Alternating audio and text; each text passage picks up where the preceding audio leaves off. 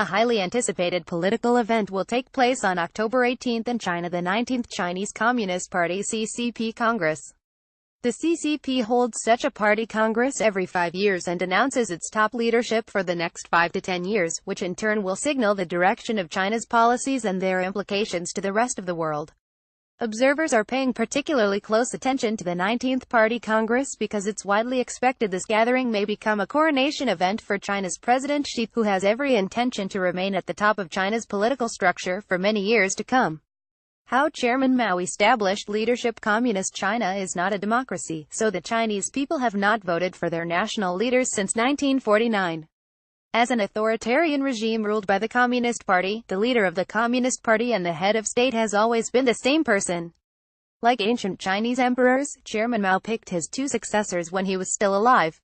He first picked Marshal Lin Biao, who led the People's Liberation Army to a decisive win against the Nationalists' army in the Northeast Front during China's Civil War. After 1949, Marshal Lin was one of the key architects in building Mao's godlike cult of personality. As his reward, Mao appointed Marshal Lin to be his successor. Thus, Lin's name and his successor status were written into official party documents in 1969. But Lin and his direct family, except his daughter, mysteriously died in a plane crash in Mongolia on September 13, 1971. The Chinese government maintain even today that Lin and his family attempted to escape after a botched coup against Mao, and that Lin's plane crash was a pure accident. Mao appointed his second successor, Hua Guofeng, who had neither Lin's military accomplishment, nor Lin's name recognition. The only thing Hua was known for was his unquestioned loyalty to Mao. After Mao's death in 1976, Hua became the Chinese Communist Party chairman and the head of the People's Republic of China (PRC). Hua's then resumed never won over the support of senior party leaders. In 1978, Deng Xiaoping, with the support of the senior party leaders, ousted Hua and became the paramount leader of PRC. Deng never held the title of party chairman, nor head of state.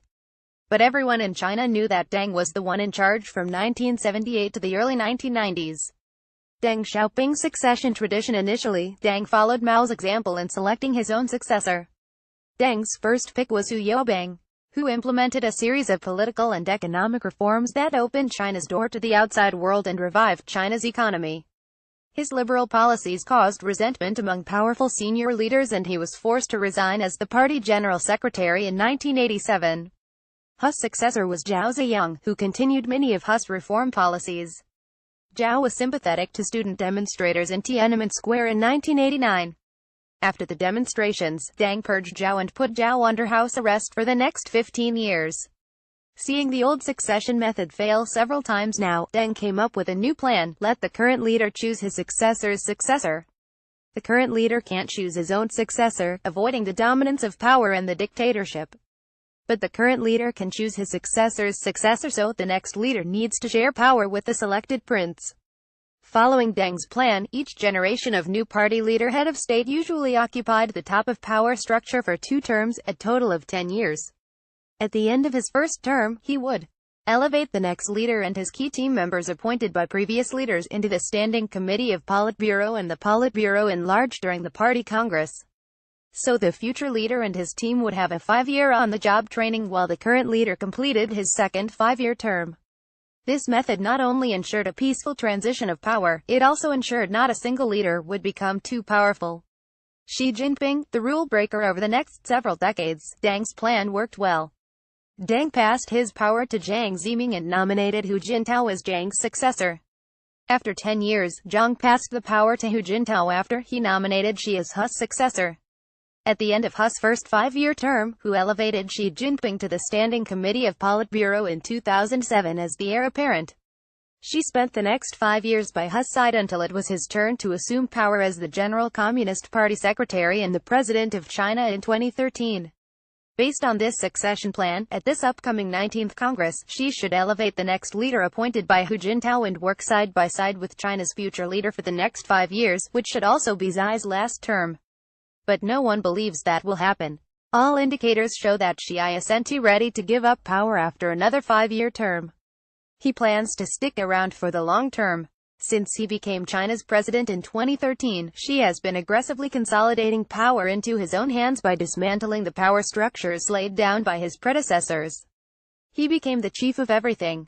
In addition to his title as the head of state and the General Party Secretary, he led numerous committees and leadership groups, including the newly formed National Security Commission. In 2016, the Chinese Communist Party elevated Xi to the core leader, which puts Xi at the same political status as Mao and Deng. The core title signified that Xi broke away from the collective leadership model instilled by Deng and indicated that Xi has become the most powerful leader since Deng Xiaoping. How Xi has established power. China's premier, Li Keqiang, more or less has become a figurehead. With his right-hand man, Wang Kexan, Xi launched an unprecedented anti-graft campaign to get rid of his political enemies, including a few future heirs apparent nominated by former President Zhang and President Hu. In addition to the anti-graft campaign, Xi has instilled wide-ranging measures to enforce party discipline and absolute loyalty to him. At the 19th Party Congress, Xi is expected to announce key personnel decisions which will put his loyalists in powerful positions to ensure his own hold of power. On the military front, Xi, a firm believer of Mao's saying that power comes from gun barrels, cemented his unyielding control of the Chinese military by replacing key posts with generals he trusts. Over 4,000 officers and at least 100 generals have been relieved of their duties. Modeling the People's Liberation Army PLA after the U.S. military, Xi divided the power of PLA's 4 headquarters into 15 departments and replaced the PLA's 7 military commands with 5 theater commands. Xi also increased spending on the PLA. China now spends more on its military than any other country in the world save the United States. On the domestic policy front, Xi imposed wide-ranging restrictions over human rights and civil discourse. His clampdown campaign has gone beyond targeting traditional political dissidents who demand political reform. People who demanded government officials to publicly disclose their wealth were arrested. Hundreds of bloggers were detained. As a result of a campaign against rumor-mongering, the Chinese government's large number of internet cops censor everything Chinese netizens send to each other, from photos to text messages. Underground churches have been shut down and pastors arrested. Under Xi's order, Chinese government must have a firm control on religious entities. If unregistered churches are not willing to be managed by the government or guided by China Christian Council, the government shall guide and transform their thoughts. Kenneth Roth, the director of Human Rights Watch, concluded that China's crackdown on human rights activists is the most severe since the Tiananmen Square democracy movement 25 years ago. Xi refashioned the Communist Party to be the defender of Chinese culture, which is ironic, given the irreplaceable destruction the party had done to Chinese culture through various campaigns under Mao. Like ancient emperors before him, Xi selects only Chinese cultural elements that suit his needs, such as consensus and obedience.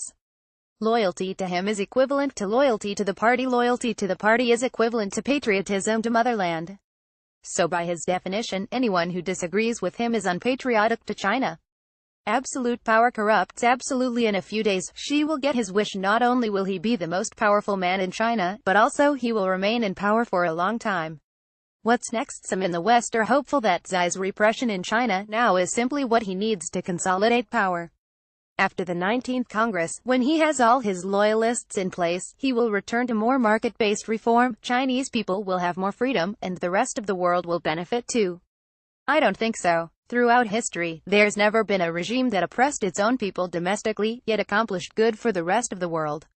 Xi is no exception. Xi is no believer in Western-style liberal democracy and the free market economic system.